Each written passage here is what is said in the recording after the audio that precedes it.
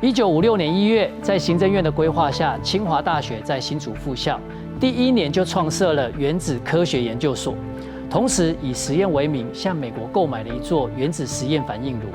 除了积极培养人才，蒋介石也暗中寻求外援。1963年，蒋介石邀请到以色列核弹之父伯格曼密访台湾。伯格曼到台湾之后，建议蒋介石不要单独发展核武，而是应该以核能、核电厂、核武器跟飞弹4项同时进行。蒋介石非常的赞同，并且将这个计划交由时任国防部副部长的蒋经国进行筹划。但是中国研发核武的进程更快。1964年，中国在新疆的罗布泊试爆原子弹成功之后，蒋介石大为震惊，不得不加快脚步。他先在1968年执行新竹计划，启动清大实验用的核子反应炉，并且在1972年进行代号桃园计划，开始收集原子弹所需要的原料。但是美方的态度非常重要，一开始睁一只眼闭一只眼，但是随着中美关系越来越密切，台湾秘密发展核武势必影响到中美关系，因此美方开始向蒋经国施压，要求停止核武的发展计划。蒋公呢，当然觉得你有我没有，我比你矮一截，就是把一个核子给它分裂，产生了一种新的元素，叫做 plutonium。这个 plutonium 的杀伤能力很强。蒋介石这下急呀！为了取得原子弹的核心技术，他就曾派遣特使唐君博前往国际原子能总署年会，认识了人称以色列核弹之父的大卫·伯格曼。因为有他，以色列成为世界上核技术最先进的国家之一。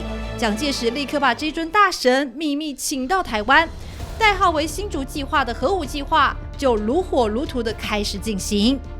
蒋介石积极培养国内核武人才，核工博士贺立维就是搭上了第一班车。在空军服务1年，后来就很顺利的考上研究所，考上母校的物理研究所。那进了物理研究所，那是完全几乎就是像硕士论文了，就跟核武是非常非常密切的关系。而且我也是在中山科学院的原子炉里面做我的硕士论文。那座原子炉就是后来被美国人封掉的那个炉子。贺立维的求学跟就职完全经历了新竹计划以及桃园计划，国家的高度重视，从他到美国爱荷华公费留学就看得出来。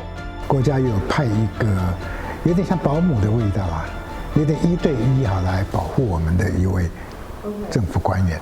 在他的住家，贺立维翻开了尘封已久的老照片，一张他在美国的毕业照跃然眼前。就没想到我毕业典礼的时候，我是在舞台，我们那个博士生是一个一个上去接受校长的，他要把你那个博士帽的那个穗拨穗移到另外一边嘛。结果我就看到那个R先生也坐在底下，我就跟他挥挥手。等到我下来的时候，从此我到今天没有见到他。给你一张绿卡嘛，给你安排工作嘛，把你全家接到美国，然后给你一个美国那个跟你安排那个美国的科技人员的薪水待遇嘛。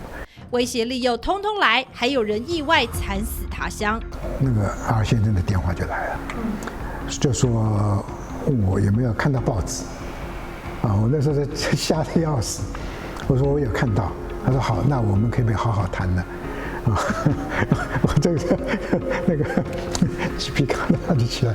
R先生没有成功，贺立维最终学成顺利回到国内，继续投入中科院的研究。其实就连当时的他都不确切知道自己的研究正是在造核弹，因为中科院将每个研究拆解成各个小项目，单就各个项目会觉得是一般的科学研究，但组合起来才会发现事实的真相。但是中科院的整个的组织架构几乎连我们在什么单位服务都是机密。那同事跟同事不是同一个单位我们的识别证别的有的办公室我们都进不去了，有的实验室都根本进不去。所以像我个人是负责电脑模拟，那另外几个单位呢负责实体的，比方提炼钴239所以我们的资料也是从他那边比方他只能告诉我们说他有多少公斤，那我输到我的电脑里面，可以炸到什么地方。会这么小心翼翼不是没有道理，因为新竹计划开始没多久，对外立刻喊卡。因为1968年联合国通过不扩散核武条约，交由国际原子能总署严格监控各国，并禁止核武器买卖跟制造，导致新竹计划一起步就夭折。蒋介石当时将国防部核能研究所改成中山科学研究院，但只是做给老美看的。台面下，蒋介石的动作一步步，他不但继续研制原子弹，甚至投入规模更大的核能试验，这就是极机密的桃园计划。1975年，蒋介石病逝于台北，蒋经国继续全力推进。我们那时候的威力第一阶段当然可能跟那个炸长崎内核应该差不多了，但是那个时候因为我们不太可能有地方试爆嘛，对，所以纯粹是电脑模拟了。所以您那时候加入所谓的超级电脑的模拟？完全是模拟。那时候我们从日本引进一台富士通一个类似于超级电脑就靠那台电脑模拟，对，纯粹纸上谈兵啊。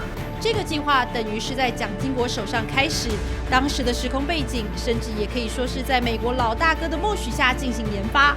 但随着中国与美国关系日益密切，台湾与美国也进入了高度紧张关系。但是呢，美国人防我们跟防贼一模一样。有一天是这个时候参谋总长叫宋长治，美国大使馆的副馆长公使来看我，很认真的、很严肃的，你们又在那里偷偷的搞核子武器。我说没有啊，自从经国先生下了命令，什么都没有，你还乱讲。你们龙潭里头有一个山洞，山洞里面你们在做高爆 （high explosive） 高度的爆炸的研究，那就是做核子武器的一部分。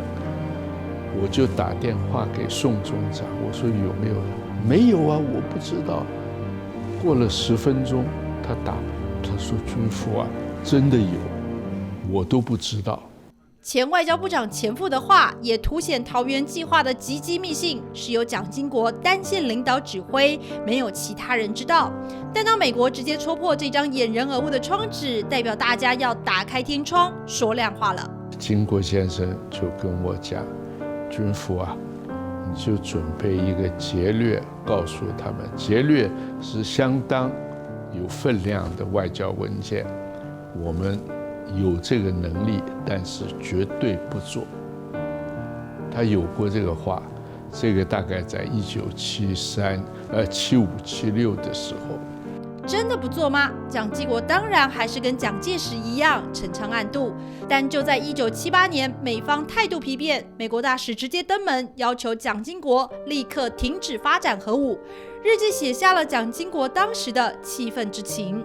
他自己写说此事本已无理蛮横，而该大使又是拖泥带水说个不停使我气愤之情无法压制，不耐之意行之于外责备并责美方自欺欺人，匆匆结束谈话，双方不欢而散。气归气，但蒋经国知道此时国际局势瞬息万变，日记里写下一切只能忍了。他说，近来美国竟阻止我发展已有成就之雷射研究。他说雷射研究思之再三，衡量轻重，决定忍痛接受美方之强求。国内外处境如此艰困，不得不以忍辱负重和委曲求全的负责精神以处之。忍归忍，蒋经国最忧虑的风暴终究还是来了。1978年年底，台美断交，一夕之间改变了台湾命运。秘密进行的核武发展是停还是继续？巨大的压力考验着蒋家政权。